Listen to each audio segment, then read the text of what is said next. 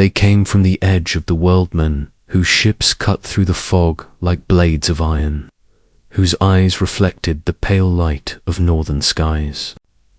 The Viking Age, a name that now carries both awe and dread, began not with the stroke of a king's quill, but with the sound of waves breaking on the stones of Lindisfarne in 793 AD. It was the beginning of an age when the North would no longer remain silent. The air that morning was cold and sharp, carrying the scent of salt and blood as longships slid across the surf. Monks who had once chanted prayers now screamed beneath the clash of steel. To the frightened Christians, these men seemed less like mortals and more like spirits of vengeance, children of Odin come to claim what the gods had promised them. Yet, behind that fury, behind the smoke and the fire, there was something more, a hunger that burned deeper than greed. It was a time when the world was changing, when kingdoms grew fat with gold and faith, and when the Norse looked outward across the sea and saw opportunity glimmering like silver. Some say the Vikings were driven by desperation to many men, to little land and kings whose ambitions choked the free spirit of the North. Others say it was curiosity, that same restless pulse that drove them toward the edge of the maps to see what lay beyond. Whatever it was, it stirred a storm that would last for nearly 3 centuries, from the misty fjords of Norway to the quiet monasteries of Britain, from the frozen coasts of Greenland to the sands of Byzantium. Their presence would echo like thunder. And yet, for all their power, all their rage, and all their legends, the story of the Vikings is not merely one of conquest, is one of mystery. For there are tales still buried beneath soil and sea, whispers of voyages that ended where maps turned blank, and kingdoms that rose and vanished before they could be named. As we begin this journey into the dark heart of the Viking Age, remember, history is not written only by the victors. It is written by the survivors and the shadows that remain. Sit back and let the tide take you north into an age where legend and truth still sails side by side. From the frozen fjords of Scandinavia came the sound that would haunt Europe for centuries.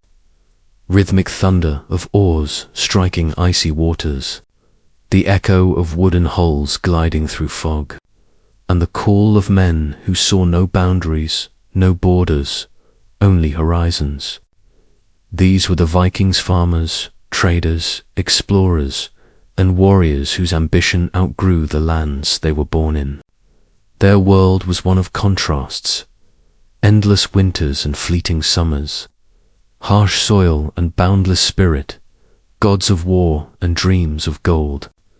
It was not a single kingdom, but a loose web of clans bound by sea, story, and strength. Some sailed for survival, others sailed for glory, and yet, beneath their legend of conquest, there was always something darker, something unsaid about what truly drove them from their homelands. Many believe overpopulation and harsh climates pushed them outward, but others whisper of older reasons, of visions, omens, and restless spirits that stirred the blood of entire villages. When the first longships left Norway's jagged coasts, they carried not just men, but an idea that the world was larger, richer, and waiting to be taken. Their raids came swift and sudden, like storms without warning. Monasteries burned along the English coast, bells tolled not for prayer but for terror.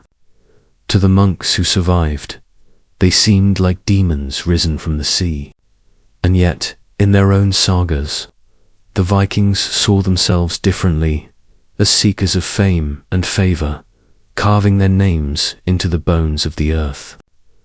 They wrote of Valhalla, of death as a passage, not an end. To fall in battle was to rise in eternity. That belief made them unstoppable. Each raid was not just a strike for wealth, it was a ritual, a test, a way to measure one's soul against fate itself.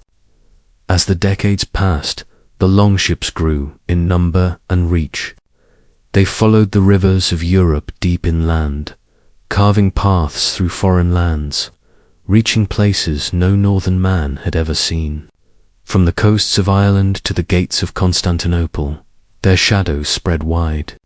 But even then, among their victories and legends, some whispered of places old as still cities, swallowed by sands and silence, kingdoms that had risen like theirs, only to vanish without trace. And perhaps, deep down, the Vikings feared they would one day share the same fate. Far from the cold waves of the north, beyond the reach of the northern winds, lie stories of cities buried not by time but by sand. Uber, Iram, the lost city of the sands. To the Vikings who travelled far beyond their own horizons through trade, conquest, and curiosity, these names became whispers carried through caravans and ports, tales told by traders beneath starlit skies. Some called it the Atlantis of the desert, a city said to glitter with white stone and pillars that touched the heavens. Others said it was cursed, swallowed whole by divine wrath for its arrogance and greed. The Vikings, known for chasing both gold and glory, listened. In their sagas, they spoke of far-off lands where the sand itself shimmered like gold, where the winds sang of buried empires and sleeping gods. Though no Viking expedition is recorded to have reached these fabled places, their spirit of exploration burned with the same hunger. The same force that drove them to cross oceans might have led others to cross deserts. Both sought what the earth had hidden, and both often met their end in its silence. Some historians believe that through trade routes connecting the east and north, the Vikings heard echoes of these tales from the Arabs and Persians, nations that had already ventured deep into the empty quarter in search of Iram of the Pillars. The Norse schools, fascinated by the symmetry of fate, drew parallels between these vanished cities and their own fears of oblivion. What if their halls too would one day fall silent, their gods forgotten, their ships turned to dust? As their world expanded, so did their imagination. They saw deserts not as distant lands, but as reflections of their own myths, a sea of sand instead of water, endless and unforgiving. The darkness that swallowed Uber was the same darkness that waited beneath every wave. The silence that lingered over Petra was the silence that followed every raid once the flames died. And so the Viking mind began to blur the line between north and south, between ice and sand, between what was real and what was remembered. To them, the desert was not a place, was a mirror, showing them what happens when power forgets humility. And just as the sands had buried one empire, so too would the tides one day bury theirs. In the heart of the Arabian desert, where dunes rise and fall like waves frozen in time, archaeologists uncovered traces of a city once believed to exist only in myth.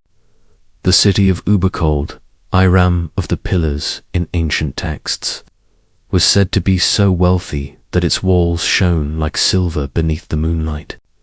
Yet what fascinated historians was not just its beauty, but its disappearance.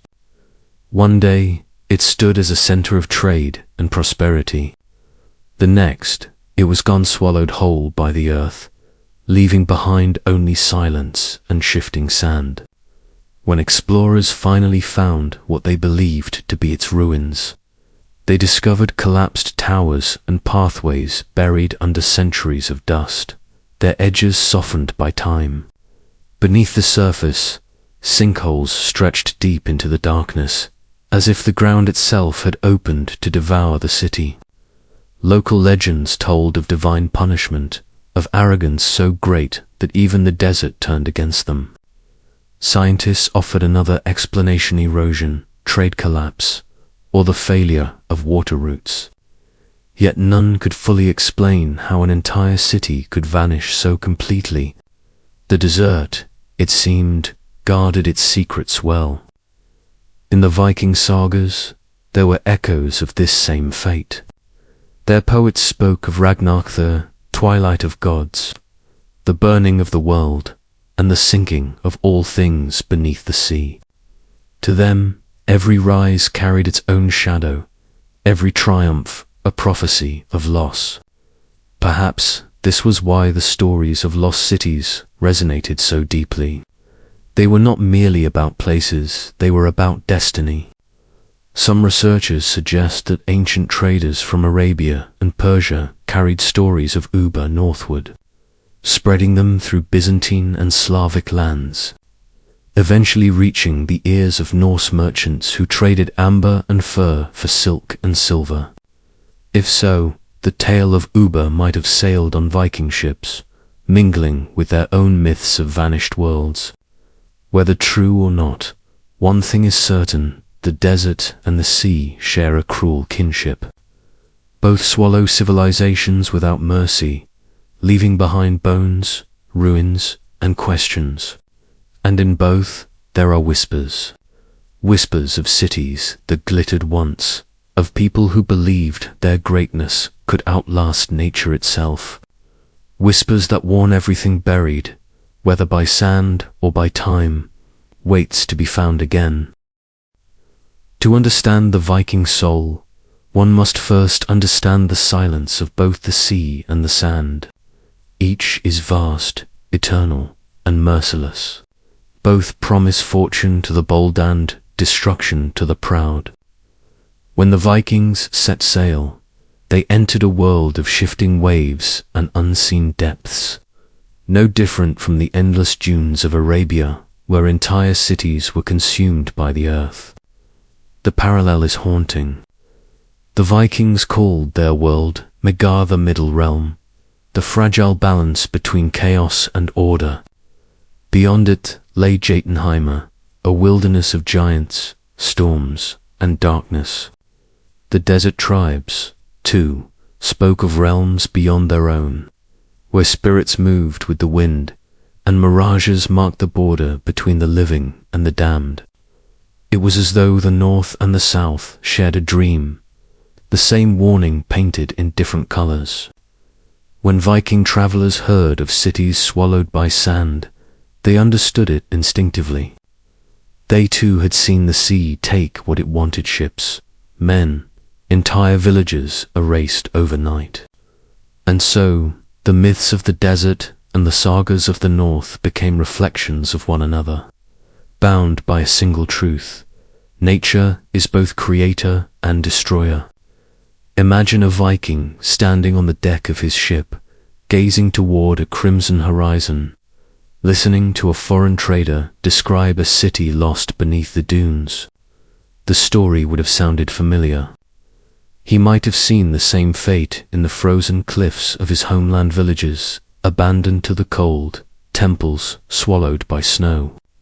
The sea and the sand are not opposites, they are mirrors, each with its own hunger. Both hide what they take. Beneath one lies the skeletons of whales and ships. Beneath the other, the bones of kings and caravans. Both shift and move, erasing the memory of what once stood. Perhaps that is why these stories endure.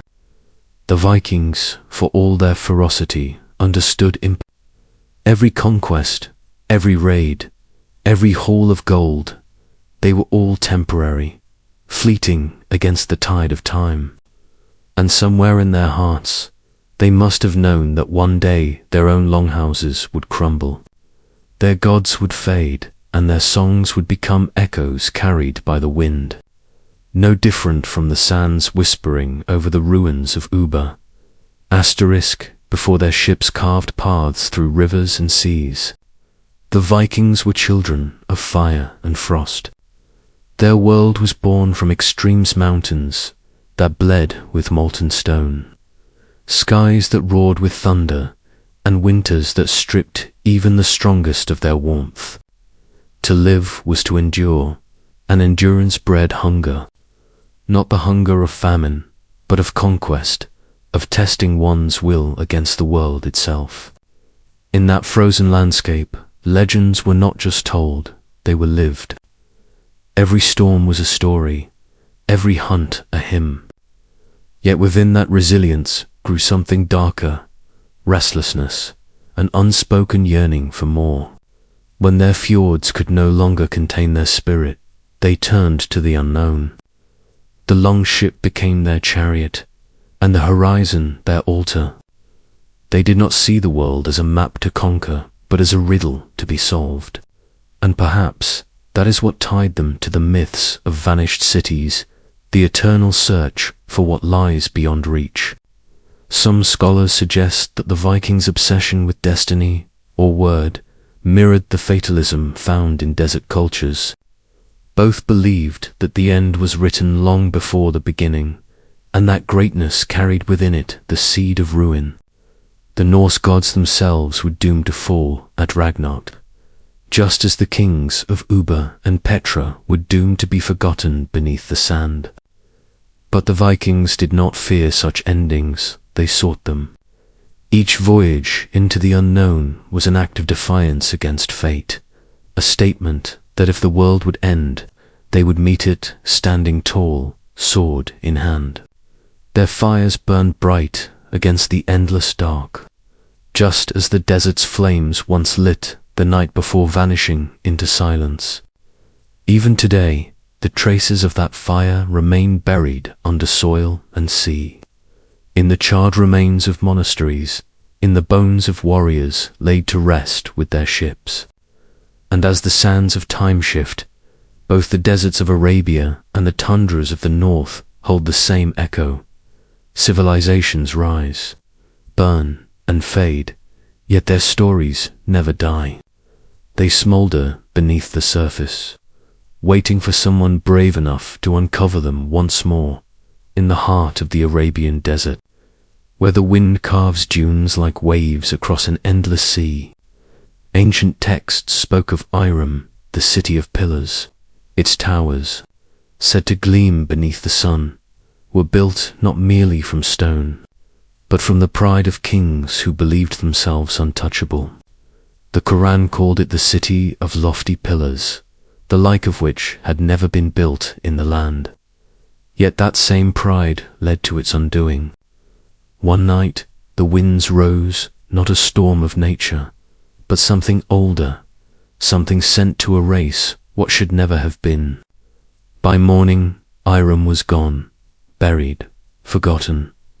When the Vikings heard tales of this city through traders, it was not disbelief that filled them but recognition. They too had built halls that stretched toward the heavens. Their longhouses, their temples to Odin and Thor, were their own pillar symbols of strength meant to defy time itself. But time, like the desert, is patient.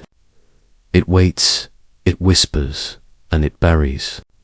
Archaeologists, centuries later, would uncover what many believe to be the ruins of Iram, near a site called Shissa, in Oman. Massive stone foundations swallowed by collapsed ground.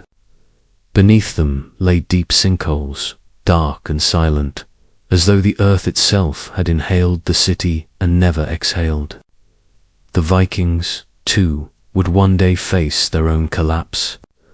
The sagas told of Ragnarok, the end of all things, not as punishment, but as inevitability. The gods would fall, the world would burn, and the sea would rise to claim it all. The parallels between Iram and the Viking world are uncanny, two civilizations bound by their strength, undone by their certainty. Both sought eternity through monuments, stories, and conquest, yet both learned that eternity does not belong to mortals. And so, across deserts and oceans, the same truth echoed. What is built from pride will return to dust. Some say Iram still sleeps beneath the sand, preserved like a secret waiting for its next discovery. Others believe it was never meant to be found that it exists as a warning, not a memory. The Vikings might have understood that better than anyone.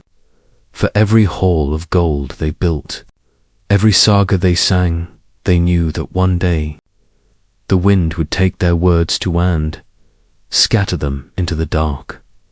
There are places where silence feels alive, where the air itself hums with memory.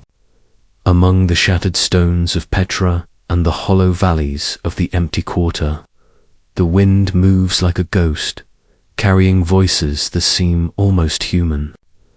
To stand there is to feel the weight of something vast and unfinished, as though the desert is still whispering the stories it once tried to bury. The Vikings, in their own distant world, believed that stones could remember. Their rune carvings, into rock and bone, were not merely words, but bindings, ways to trap memory within matter. They believed the earth listened, that every hill and fjord held the echoes of those who came before.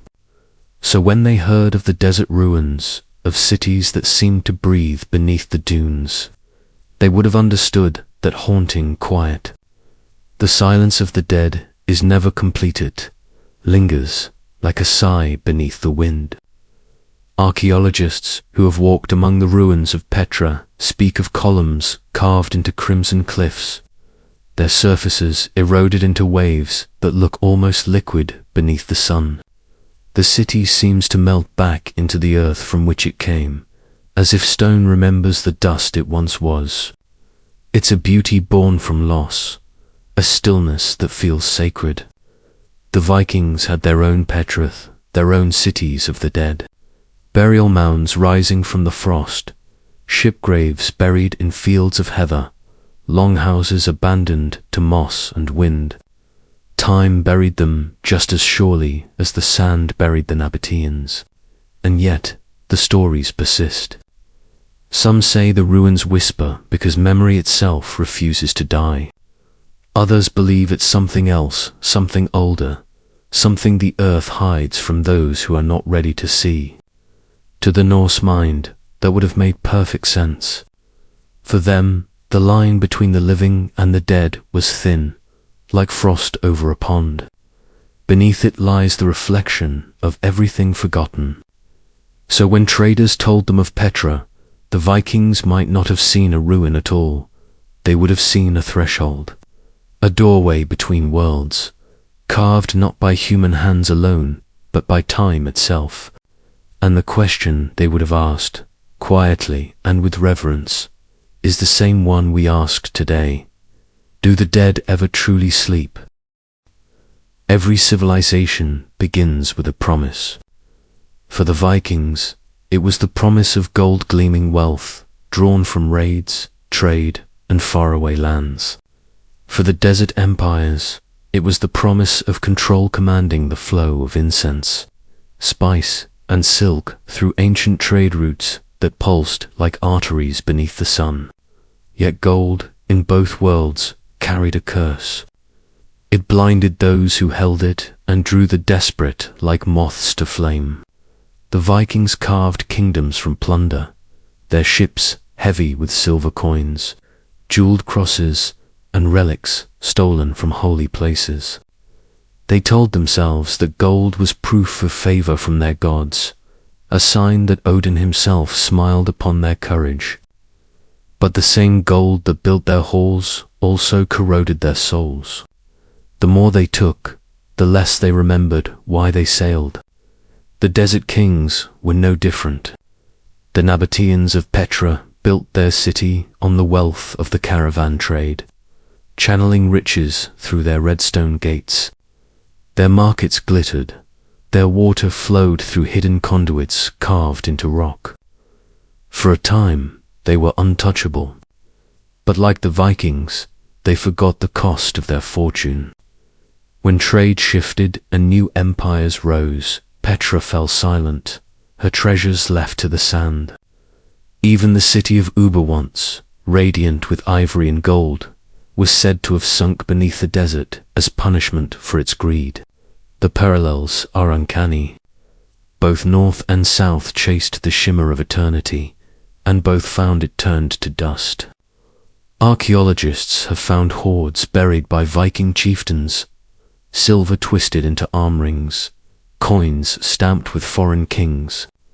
Some bear the marks of distant lands, Arabic script, Byzantine crests, Persian motifs, proof that the world was smaller than it seemed, and that greed knows no border. But buried treasure tells another story, a story of fear. Why hide wealth unless you sense the end is near? Perhaps, deep down, they knew what all empires eventually learn. Gold cannot outlast time. It shines brightest before it fades. And when it fades, it takes everything with its cities, names, gods, and memory itself. The sand remembers, the sea remembers, but the hands that once held the gold are long gone. All that remains is the echo of their hunger before compasses and charts, before nations claimed the right to draw borders. The world was a mystery, an unfinished shape whispered about in taverns, temples, and the decks of longships.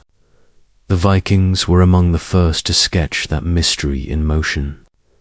They did not draw maps on parchment.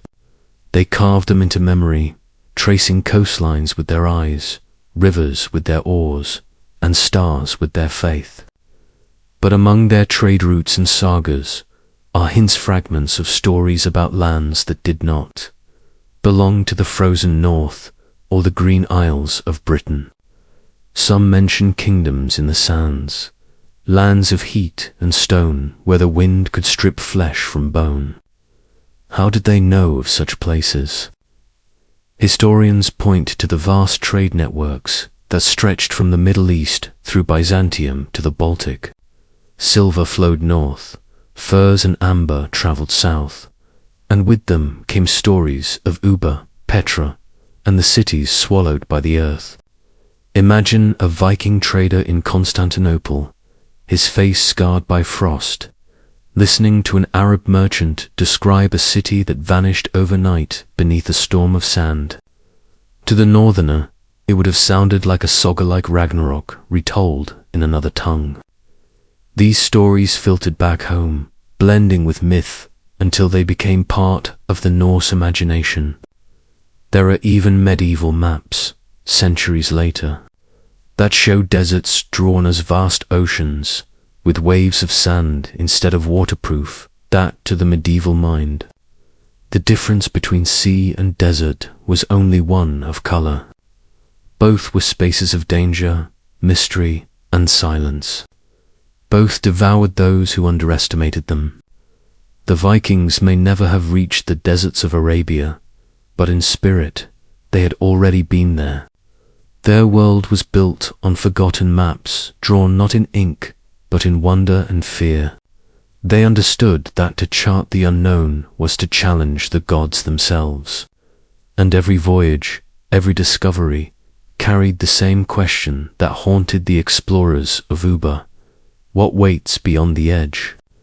Even now, as archaeologists unearth cities lost to sand, and divers find shipwrecks buried beneath the waves, the maps remain incomplete.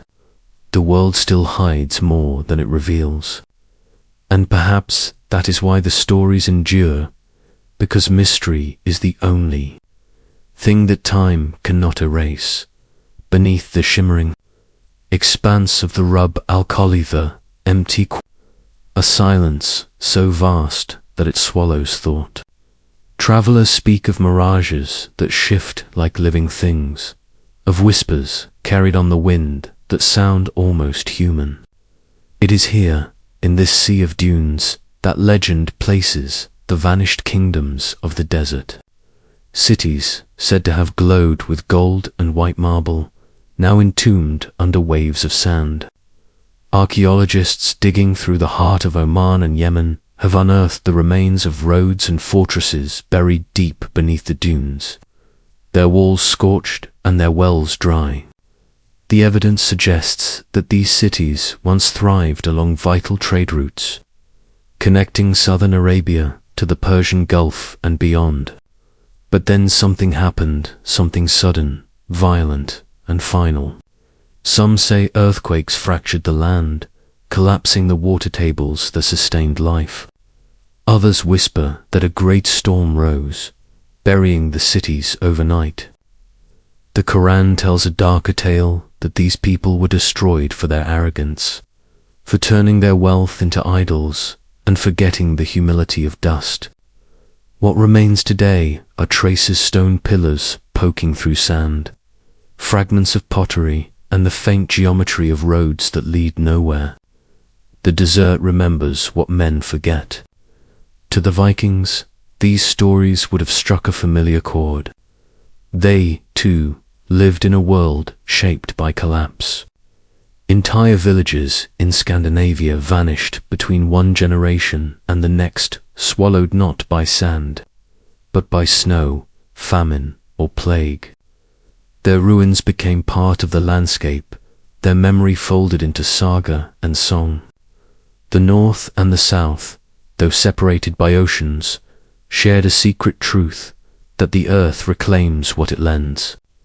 Modern satellite imagery has revealed outlines of what might once have been Uberland intersection of 8 ancient trade routes, buried beneath dunes so immense they seem almost alive. Scientists call it the devout call it divine judgment, but to the storyteller it is something deeper, a reminder that every civilization, no matter how great, carries within it the seed of its own disappearance. The Vikings believed that the world itself would one day sink into chaos, devoured by fire and sea. The desert offers its own version of that prophecy, carved in sand instead of frost.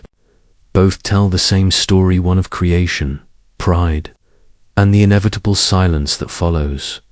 It began with thunder not from the heavens, but from the sea. The year was 793, and the monks of Lindisfarne Abbey woke to the scent of salt and fire. They looked out across the grey North Sea and saw shadows moving through the mist, long, narrow ships with carved dragon heads slicing through the surf. No one in Northumbria had ever seen their like before. The sails were blood-red against the dawn, and the oars struck the water in eerie unison. Within moments, the abbey's bells were ringing, not in worship, but in warning. The Vikings had come. What followed would echo across Europe. The monastery, once a beacon of peace and learning, was transformed into a scene of horror. The invaders stormed the sacred halls, their axes gleaming in the candlelight. Gold chalices and illuminated manuscripts were ripped from the altars. The monks, those who weren't cut down, were dragged screaming to the shore, bound for slavery. The Northumbrian scholar Alcuin wrote that never before had such terror appeared in Britain. His words carried a tone of disbelief, as if the world itself had shifted. Lindisfarne was more than a raid, it was an omen. It marked the beginning of the Viking Age, a turning point in history when the seas themselves seemed to conspire with those who dared to cross them. Some say it was greed that drove them. Others claim it was desperation, hunger, or exile. But perhaps it was something else, a restlessness, older than kingdoms, a hunger for the unknown. The Vikings saw the world as a living thing, full of spirits and power to be seized. To them, the monasteries of the West were not just repositories of wealth, but symbols of a rival faith, foreign, fragile and unguarded. As the flames consumed the wooden beams of Lindisfarne, a new era began, one born from both curiosity and cruelty. For those watching from the cliffs, the scene must have felt like divine punishment, a storm summoned by old gods against a world that had forgotten them. The raid would be remembered not merely as a crime, but as a prophecy of centuries to come. And as the smoke rose into the cold morning sky, the monks' last prayers mingled with the cries of gulls, carried away by the same wind that would soon drive Viking sails to every shore in Europe. The sea was not a barrier to the Vikings, it was a calling. It shimmered like liquid iron beneath their ships, a restless expanse that promised both death and glory. For centuries, the Norse had watched the tides, learning the language of waves, the patterns of wind, and the pulse of the currents. The North Sea was their teacher, their god, their mirror. It reflected everything they weren't forgiving, unpredictable, and endless. When they set sail, they did not merely travel. They entered into a pact with the unknown. Their longships, sleek and flexible, could glide through rivers as easily as open ocean. Built from oak and bound by iron rivets, they were not just vessels, they were extensions of will. Every oar stroke was a heartbeat, every sail a lung filling with storm. The Vikings believed that the sea chose who lived and who did not, and those who died upon it were not mourned as victims, but honored as chosen. To live near the sea was to live with the edge of the world always visible, to hear its voice whispering promises of wealth, land, and a name that would outlast time. But that voice had a darker echo. Many who followed it vanished into fog and legend. Entire expeditions disappeared, swallowed by storms that came without warning. Some ships were found months later, washed up on foreign shores, their hulls splintered and their crews gone off footprints in the sand, no signs of struggle. The sea kept its secrets. The Vikings respected that. They left offerings before every voyage, silver coins tossed into the surf, the blood of a sacrificed animal staining the tide. They knew that each journey was a gamble against eternity. When they crossed to England, to Ireland, or down the rivers of Russia, they carried with them more than steel. They carried stories, omens, and fear. And for those they encountered, the sight of a dragon-headed ship on the horizon meant one thing: the North had come to collect. To the modern mind, it's easy to see the Vikings as conquerors, but to the sea, they were merely wanderers, brief and fragile as foam. The waves that bore them also erased them, again and again, until all that remained was myth. And in that endless dialogue between man and ocean, between hunger and horizon, the Viking Age was written in salt, storm, and blood as the Viking ships carved through northern waters. Europe trembled not only because of their blades, but because of what they represented. To Christian monks and kings, the Northmen were the embodiment of chaos pagans, from a realm untouched by the cross, carrying fire where the gospel had yet to reach. To the Vikings themselves, the world was divided not into good and evil, but into fate and the will to challenge it. When they landed upon foreign shores, they saw churches gilded with gold and filled with treasures that glimmered like frozen sunlight. They saw men kneeling to invisible gods, chanting to the sound of bells. To them, this was strange magic, a faith that traded strength for surrender. The clash that followed was not merely of sword against shield, it was belief against belief. The Vikings brought their gods with them: Odin, the wanderer, Thor, the thunderer, and Freya, the one who chose the slain. Each raid was both a battle and a ritual, an offering to the powers they served. When they looted a monastery, they believed they were seizing what fate had already allotted them. Yet, even among them, the seeds of change were beginning to stir. Some Vikings, weary of endless war, began to see power in the symbols of the faith they once despised. They took crosses as trinkets, wore them as charms, and eventually prayed to the same God their victims had invoked. The transformation was slow, uneven, and filled with blood. One generation might burn a church, the next might build one. This was the paradox of the Viking Age, civilization both destroying and absorbing the world it conquered. Kings like Harald, Bluetooth, and Olaf Tryggvason stood between two worlds, baptizing their people with one hand and wielding the sword with the other. But even as they converted, the old gods lingered in the corners of memory. The thunder still echoed like Thor's hammer. Ravens still circled above the fields. Christianity did not erase the North, it adapted it. And within that uneasy truce between the fire and the cross, Europe was reborn. The Viking Age was no longer just about conquest.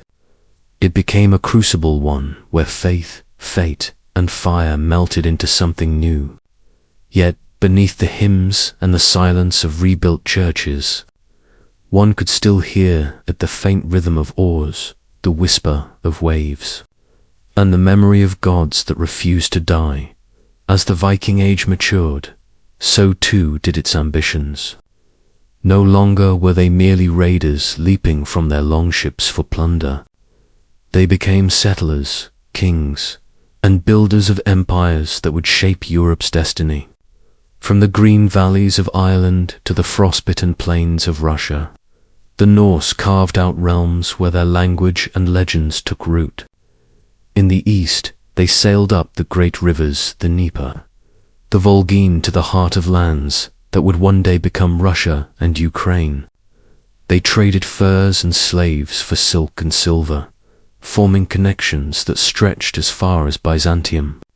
There, under the burning sun of Constantinople, the fierce warriors of the north found themselves in marble halls and golden churches, serving as the emperor's elite guard, the Varangian Guard, sworn by oath and iron.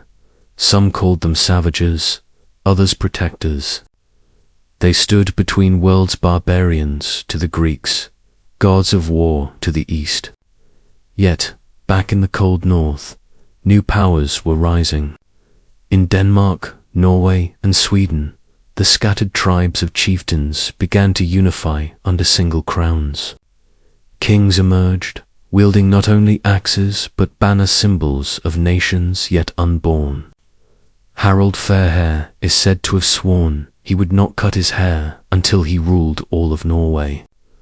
Sweyn Forkbard and his son Canute would one day rule both Denmark and England, creating a northern empire that briefly eclipsed all others.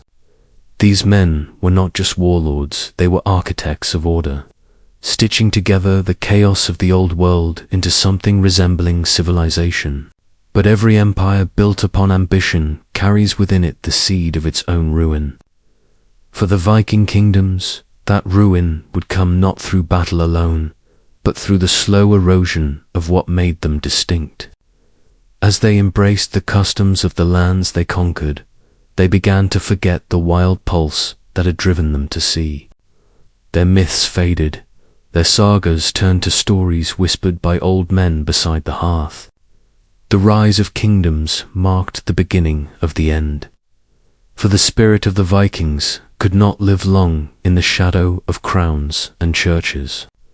Yet, before that end came, they left behind something eternal, a web of kingdoms and kinships, a network of blood and trade that bound north and south together. The forgotten kingdoms of the north would one day fade, but their echoes would continue in language, in lore, and in legend long before the printing press or parchment scrolls carried the stories of kings. The Norse had their own way of preserving memory through the saga. These were not mere tales. They were living bloodlines, sung beside the hearths of longhouses and whispered over the graves of heroes. Every word carried weight, for in the Viking world, to be forgotten was a second death. The sagas were their way of defying it. They told of heroes like Sigurd the Dragon Slayer, whose courage burned brighter than the gold he won. Of shield maidens like Lagertha, who stood as fierce as any man on the battlefield. And of wanderers who crossed oceans to lands no map had yet named. Each story was more than legend. It was instruction, a reflection of what it meant to live with honor in a world ruled by fate. But among these songs of courage and conquest were darker threads, stories that spoke of betrayal, madness, and the gods' cruel humor. Some sagas warned that even the mightiest warrior could fall not by the sword, but by the curse of his own ambition. Others whispered of ghostly ships seen sailing under moonless skies, crewed by the dead who never reached Valhalla. And within these tales, one finds the truest face of the Viking soul, bravery entwined with doom, strength tempered by sorrow. The skalds, the poets of the north, carried these memories from hall to hall, their voices echoing through smoke and fire.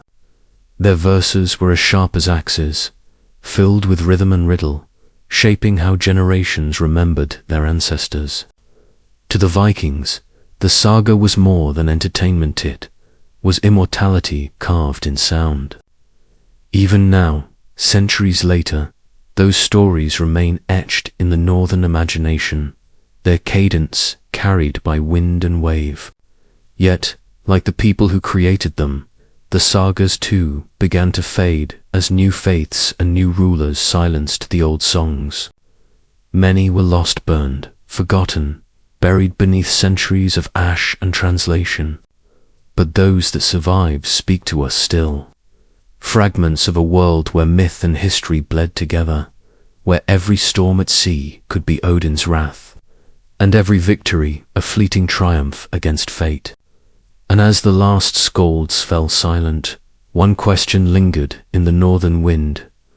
When memory turns to myth, does the truth vanish, or is it simply waiting to be rediscovered?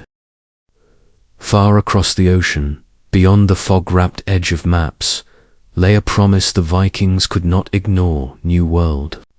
They called it Vinland, the land of wine. To them, it was a realm of abundance. Rivers thick with salmon, forests deep and endless, air so crisp it stung the lungs with life. Yet, it was also a place of unease, where the winds whispered in unfamiliar tongues and shadows seemed to move with their own will.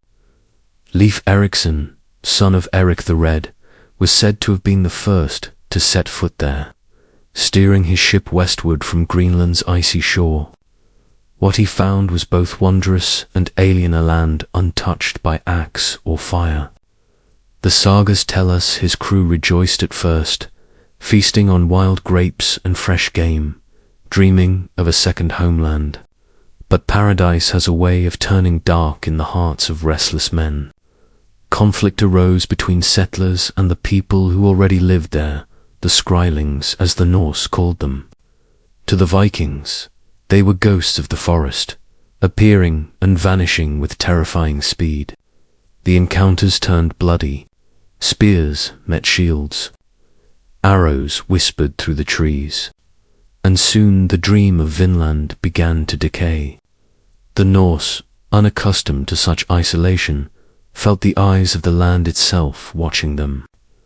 The forests were too silent, the nights too long. Even the bravest among them spoke of shapes seen at the edge of their campfires, figures that vanished when approached.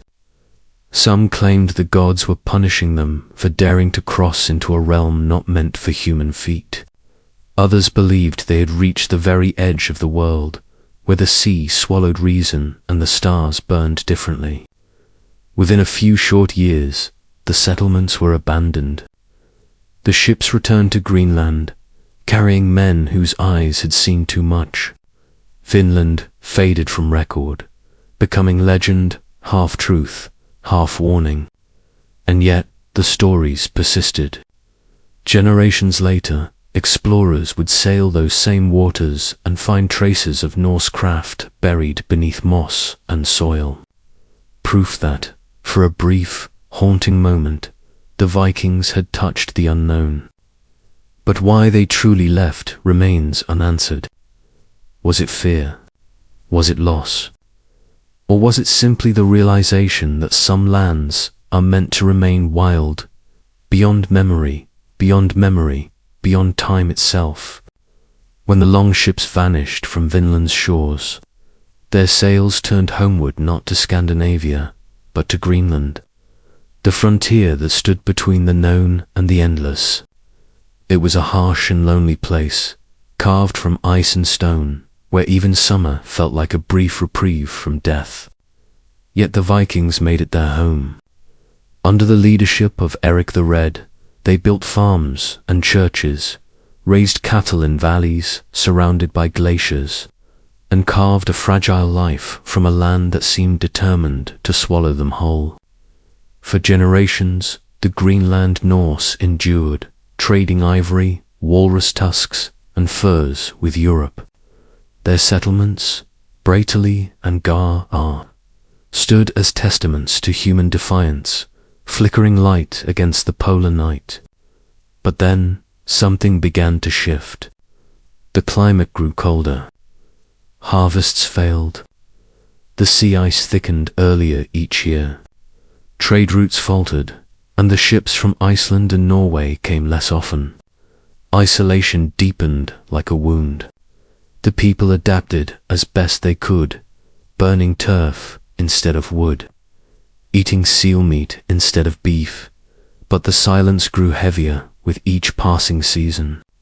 Priests wrote to Europe begging for aid that never came. Families vanished, their homes left standing with meals still half prepared on wooden tables. Archaeologists have found bones cracked open for marrow, graves with rosaries clutched in frozen hands, and churches that once rang with prayer now buried beneath centuries of snow. Some believe the last Greenlanders died quietly, starving in the dark, their faith unable to warm them. Others imagine they sailed west one final time, chasing the memory of Vinland, vanishing into fog that never lifted. There are even whispers of intermingling with the Inuit of Norse blood surviving unseen in the Arctic tribes that followed. But history leaves no clear trail, only remnants. A spindle whirl, a rusted blade, the faint outline of a longhouse beneath ice. The silence of Greenland is absolute. No saga recorded its end. No messenger returned to tell of it. It was as if the earth itself reclaimed them, drawing them back into the cold from which they had emerged.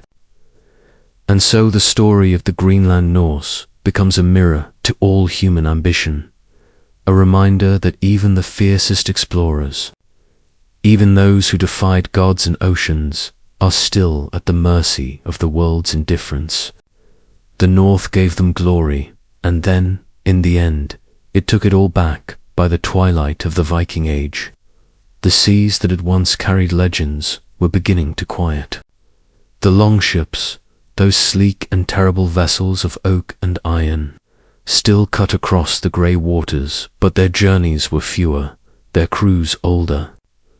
The age of exploration was dimming, replaced by kings, priests, and parchment laws. Yet not all were content to stay ashore. Some still felt the pulsar ancient call of horizons unclaimed. Among them was one man whose name has faded almost completely from history, a captain from Iceland, said to have sailed farther west than any before him. The sagas call him Godlife. His voyage was meant to be simpler trade mission, nothing more. But storms have a way of rewriting destiny. Blown far from his course, he and his crew wandered into a sea no Norseman had mapped. The water grew warm, the air heavy and strange, and the stars unfamiliar. When they finally sighted land, it was vast and green and utterly foreign. They were seized by people who spoke no tongue. They knew, dark-haired, fierce-eyed, dressed not in wool but in woven cloth. Just as death seemed certain, a chieftain appeared, tall, pale, and speaking in perfect Norse. He claimed to be from Iceland, long ago exiled, now ruling over this hidden place across the sea.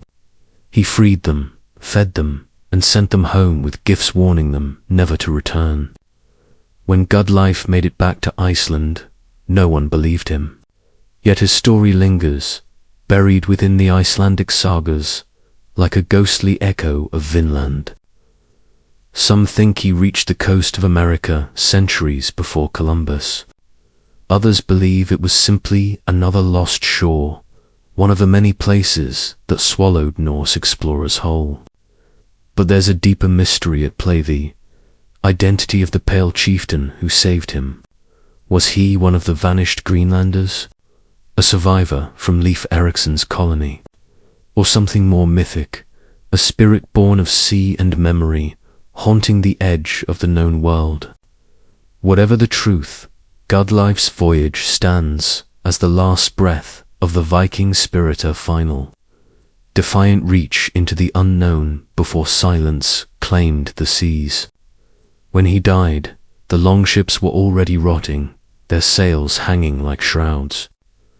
And with them, the last great voyage faded into legend, proof that even at the end, the Northmen still chased ghosts across the water, bound forever to the horizon, as the Viking world drifted toward its end. The old gods began to fade, not with battle, but with silence. Once, their names had echoed across fjords and forests.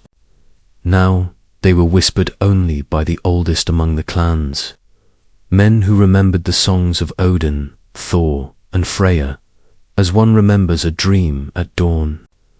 The new faith had taken root, brought by kings eager for alliances and bishops eager for souls. Crosses replaced hammers, and the smoke that once rose for Odin's ravens now rose from church incense. Yet beneath the surface, the old ways clung stubbornly, buried in customs, in words, in the rhythms of life itself. Farmers still blessed their fields with charms too ancient to name. Sailors still carved runes on their oars before setting out to sea. And deep in the forests, travelers spoke of hearing drums at night soft, distant, like the heartbeat of a forgotten world. The Christian chroniclers wrote of the transition as a triumph, a light chasing away the darkness. But in truth, it was more a merging than a victory. The Vikings did not surrender their gods. They transformed them. Odin's wisdom became the wisdom of kings. Thor's strength became the protection of saints, and the concept of Valhalla was reborn as heaven for the warrior's soul. Still, the myth of Ragnarok lingered, the prophecy that one day all things would burn, even the gods themselves. To the Norse, this was not despair, it was destiny. Everything, even glory, must fall and rise again. As the centuries passed, the old religion dissolved into story, then into silence, then into the very land. Hills became burial mounds. Forests became temples. Thunder was still Thor's laughter to those who remembered. And though the skalds no longer sang their names aloud, the gods lived on in every storm, every battle, every flash of courage against impossible odds. It was the twilight of an age, not an ending, but a transformation. The Vikings had conquered not just lands, but time itself, imprinting their beliefs upon the bones of the world. And as the last fires of their temples died, a quiet question hung in the northern air. If gods are shaped by those who believe in them, what happens when the believers vanish? Do they die? Or do they simply wait, patient as the frost, for someone to call their names again? When the final sails of the longships vanished beyond the fjords, it was not with the crash of battle or the roar of conquest, but with the slow sigh of a world changing its course. For nearly 3 centuries, these ships had been more than vessels. They were symbols of motion, freedom, and fate. Every curve of wood, every iron rivet, was a piece of the Viking soul. The longship was both weapon and home, capable of gliding up shallow rivers or cutting through ocean storms with equal grace. But now, as Europe grew quieter under the weight of kingdoms and laws, the sea no longer called as it once had. Trade routes replaced raids. Diplomats replaced warriors. The sons of the North began to see wealth not in plunder, but in peace. Yet, for some, that peace felt like betrayal. To live without the wind in one's face, without the salt biting the tongue, was to live half dead. The old mariners would gather along the docks, watching the newer ships, slower, meant for cargo rather than gloriand whisper of the days when the horizon belonged to them alone. They spoke of distant coasts where their ancestors had built fires and carved runes into stone, marking their passage through history. But those fires had long gone cold, the stones buried by sand and time. A few of the last longships were left to rot, their ribs jutting from the shoreline like the bones of ancient beasts. In Iceland and Norway, stories began to replace voyagers. Legends became the new oceans. Young men grew up not to sail, but to pray. The Vikings had become a memory within their own lifetime.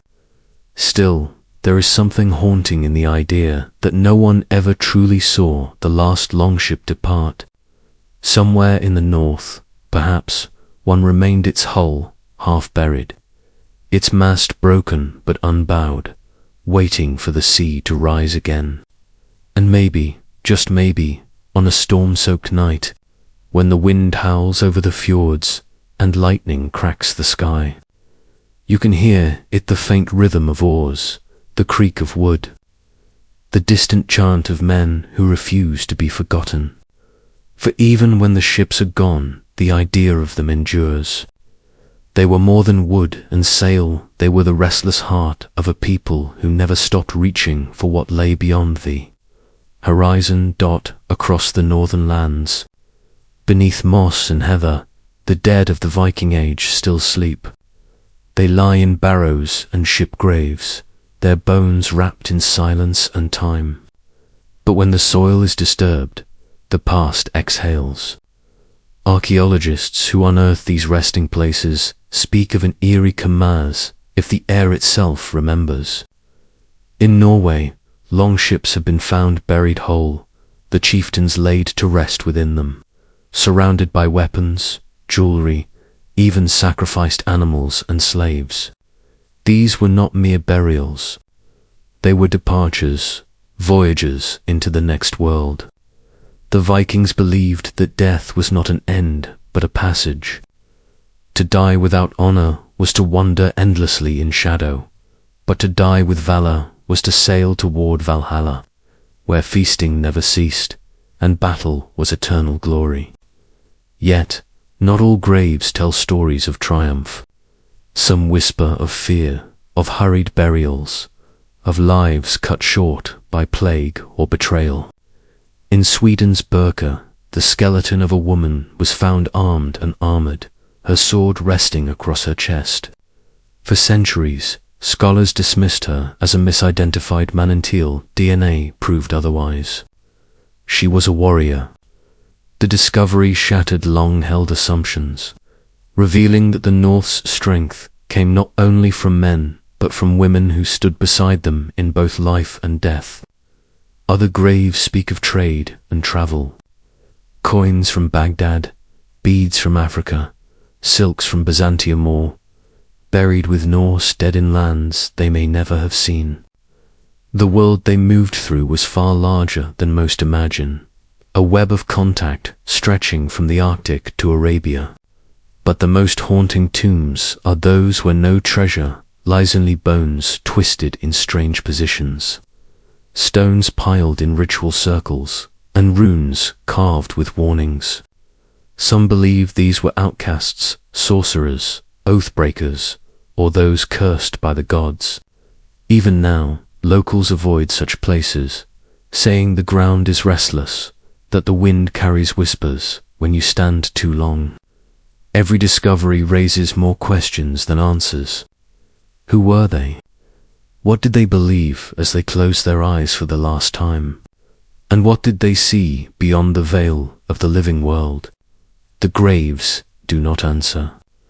They only remind us that the Vikings, so often remembered for conquest, were also keepers of mysteries too deep to ever be fully unearthed. The earth remembers what we forget, and it does not give up its secrets easily. Long after the last great voyage ended, stories began to drift through the northern villages, dark tales told by sailors and shepherds about the sea kings who would not rest. They were said to rise from the depths on moonless nights, their ghost ships gliding silently across the black water, sails torn but never sinking. Some believed they were the spirits of the greatest raidersmen who had lived too fiercely to die quietly.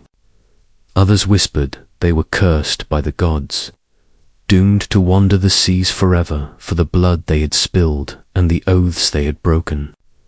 Fishermen spoke of seeing faint lights far out at sea, like torches flickering on invisible decks.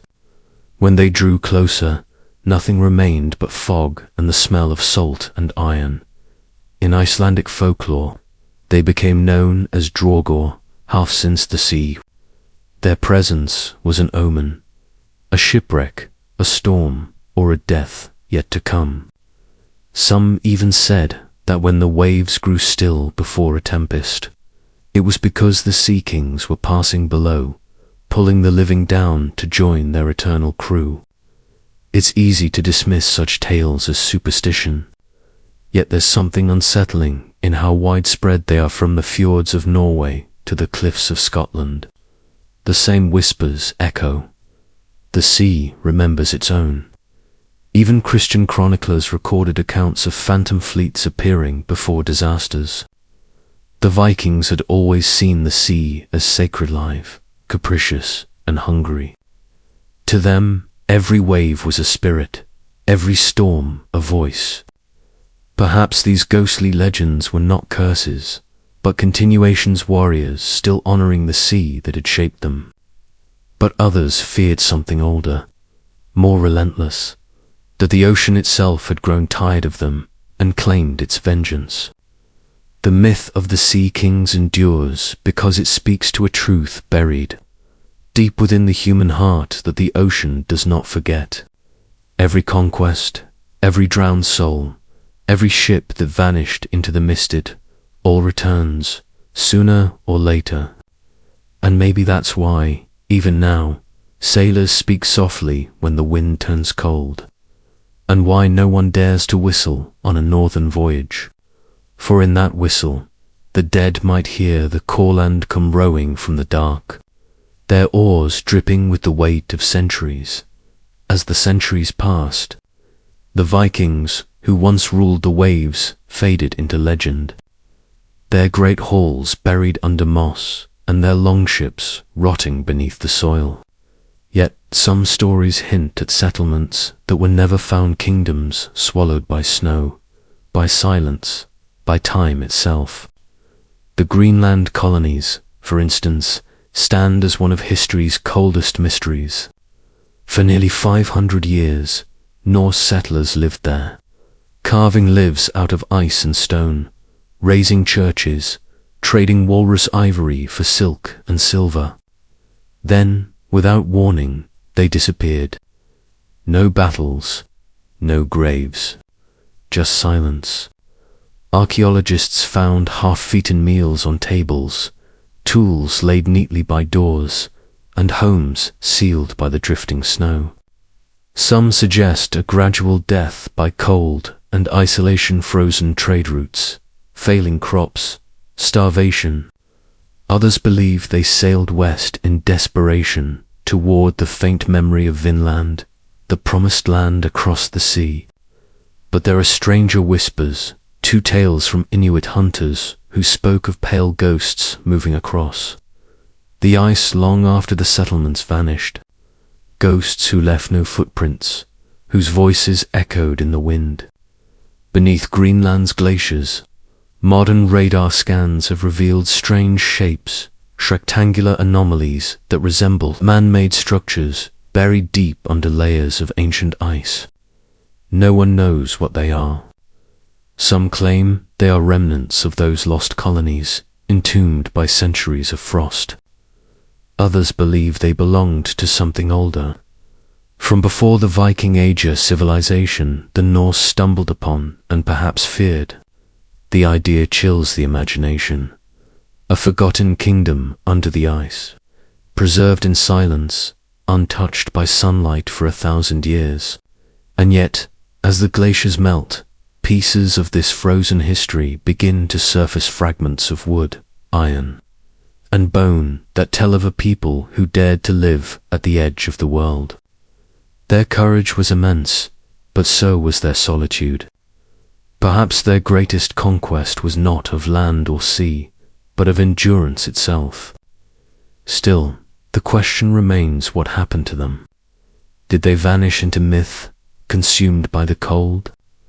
Or did they find something beyond, something so profound that they chose never to return? The ice holds its secrets tightly, and every thaw brings the faintest whisper of what might still lie hidden beneath an empire of frost, dreaming in the dark. Across the endless grey of the North Atlantic, the Vikings once reached a land that no one in Europe believed existed, a place of forests and fruit, rivers and freedom. They called it Vinland, the land of wine, though some say it meant the land of meadows. Around the year 1000, Leif Erikson and his crew set foot on the shores of what is now Newfoundland, marking the first European contact with North America 5 centuries before Columbus. But just as suddenly as they arrived, they vanished. No cities, no descendants, only a scattering of ruins beneath the moss. The sagas tell of conflict with the Skrælings, the native peoples, and of voyages filled with fear, longing, and loss. Some accounts describe how the Norse settlers were haunted by strange sounds in the forest, distant drums, whispering voices, and fires that burned without smoke. Others say the land itself rejected them, turning against those who tried to tame it. Archaeological remains at Lonzo Meadows confirm that the Norse built halls and workshops there, yet they stayed only for a few decades before abandoning it. The wood rotted, the iron rusted, and the wind erased their footprints. What drove them away? Some scholars point to dwindling supplies and harsh winters. Others suggest that the isolation, the sheer emptiness of this new world became unbearable. Yet there's a darker theory, that something happened beyond the record, something the sagas could not tell, would not name. Some fragments mention disappearances, strange illnesses, even men driven mad by voices from the deep. It's possible that Vinland became more than a failed colony, it became a ghost in their memory, a forbidden name whispered only among sailors who claimed to see lights on the far horizon. Even centuries later, Icelandic poets spoke of the western land, a place where the souls of lost mariners wandered forever. When European explorers finally returned, they found only silence, an echo of ambition swallowed by the unknown. Today, the ruins of Vinland still lie beneath the soil, shrouded in fog, as if waiting for someone to finish the story that was never told. And perhaps that's the cruel beauty of it. Vinland wasn't lost because it was forgotten. It was lost because it was remembered too well as a promise that humanity reached and was not meant to keep. In the jungles of Cambodia, beneath the strangling roots and the roar of cicadas, there once lay a city so vast and radiant that it defied imagination, and called the city of the God King. It was not merely a capital, but a statement to eternity, built by the Khmer Empire as a mirror of heaven on earth. Stone towers rose like lotus buds toward the sky, covered in carvings that told stories of gods, demons, and endless wars. Canals ran in perfect symmetry, feeding rice fields that sustained millions. For centuries, Angkor ruled as the heart of Southeast Asia, its kings believing they had captured divine order itself. But then, almost without warning, it fell silent. The roads emptied, the reservoirs dried, the jungle crept back, swallowing temples whole. When European explorers stumbled upon it centuries later, they could not believe that such a vast civilization had ever existed, let alone disappeared. Some say the empire collapsed because of constant invasions from Siam that drained its strength. Others blame the shifting monsoon patterns that brought either flood or famine. Yet, among local legends, there is another explanation, one, not written in stone but whispered in fear, that Angkor was cursed. It is said that the city's architects, in their arrogance, sought to outshine the gods themselves. They raised temples so tall that even Indra, the king of heaven, grew jealous, and so the heavens withdrew their favor. The rain became chaos. The rivers turned against their makers, and the gods abandoned the city that dared to rival their realm. Archaeologists found strange evidence of sudden halt in construction. Unfinished towers, statues deliberately defaced, as if the people themselves had turned on their own faith. It was as though the order that had bound the empire simply unraveled. When the jungle reclaimed Angkor, it did not just erase walls, it erased memory. The people fled, leaving behind a city too sacred to destroy but too cursed to live in. Even today, locals speak of lights that drift between the ruins at night, of music faintly echoing through the tree sounds of an empire still clinging to the world it built. The curse of Angkor, perhaps, is not divine wrath, but human pride, the same force that built wonders and buried them. A reminder that even the brightest empires can die not from conquest, but from believing they could never fall. Across continents and centuries, one truth lingers like a mirage: civilizations may vanish, but the sands never forget. Beneath every dune, beneath every layer of wind-blown dust, lies a trace of those who believed their world would last forever. The lost cities of the deserts, Zuba, Petra, Hatra, and countless unnamed others, were not buried by chance. They were swallowed by time itself, by the slow pulse of nature reclaiming what arrogance built too tall, too fast. The sands do not destroy, they preserve, they wait. They keep secrets more faithfully than stone or parchment ever could. When explorers dig through the dunes, they are not just uncovering walls, they are resurrecting echoes. A piece of pottery, a bone, a fragment of writing in a language long gone each one, a whisper from those who lived, loved, fought, and fell under the same sun that burns us today. Yet, as more of these ruins are uncovered, a strange pattern emerges. The stories of collapse repeat, over and over, like a warning carved into the earth itself. The same themes: pride, excess, climate, divine wrath, or forgotten gods resonate across distant lands that never knew each other. How is it that empires separated by oceans share the same fate, the same silence? Some researchers suggest that human civilization, no matter its age or grandeur, carries within it the seed of its own undoing, that the very progress we worship becomes the storm that erases us.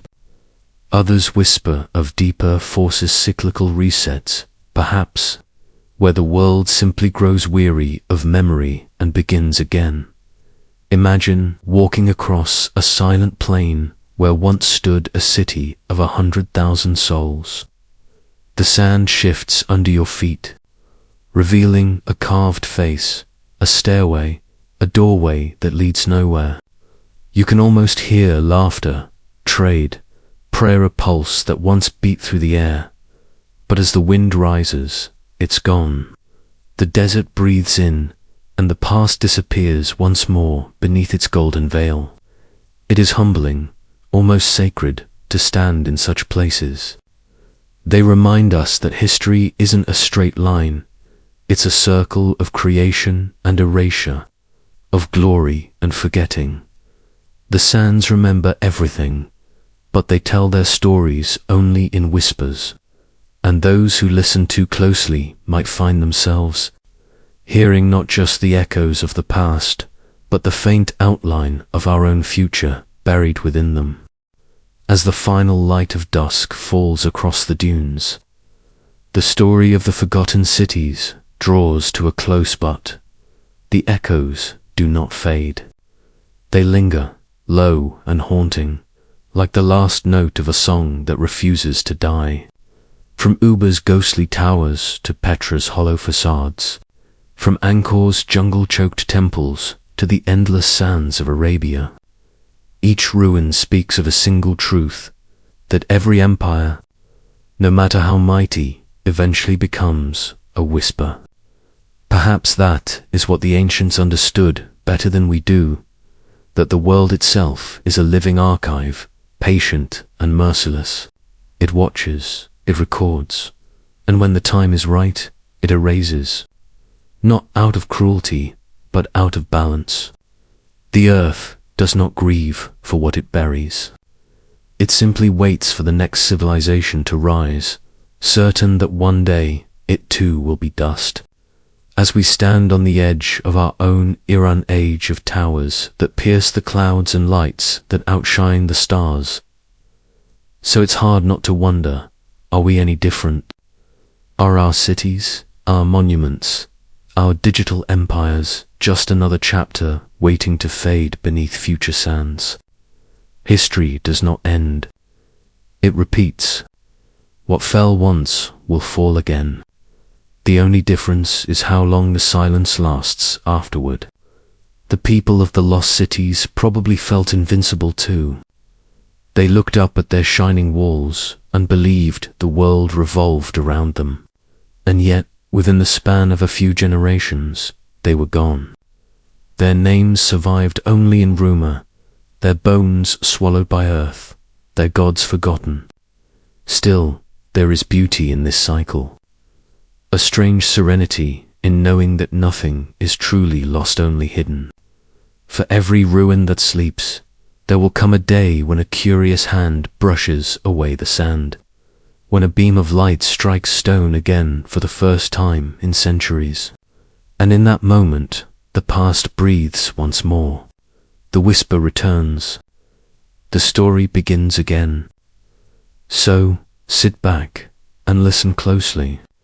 The wind over the dunes still carries their voices, the merchants of Uber, the builders of Petra, the dreamers of Angkor. They call to us not with warnings, but with reminders, that what we build may one day fall silent, but the silence itself will always speak.